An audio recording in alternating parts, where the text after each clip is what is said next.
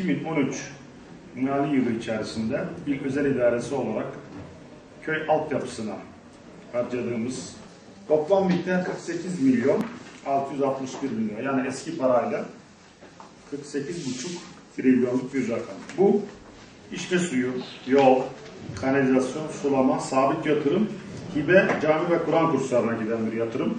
Su Kanal Hizmetleri Müdürlüğümüze 10 milyon 283, Yol Ulaşım Müdürlüğümüze 12 milyon 981, İşletme Müdürlüğümüze 1 milyon 400, hibe projeleriyle yapılan yatırımlar da var. Bunlar da çok özellikle bu restorasyon, BAKA'dan aldığımız kaynaklarla yaptığımız yatırımlar 11 milyon 650 bin lira.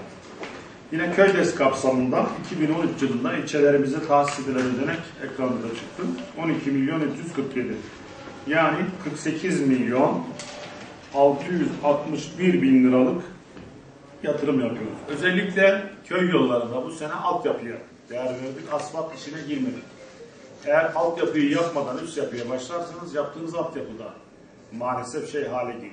Yaramaz hale geliyor. Özellikle bu yılı köy yolları altyapı yılı ilan ettik. İnşallah önümüzdeki yıla da gerek KöyDES gerek özel idare imkanlarıyla asfalt yılı ilan edeceğiz.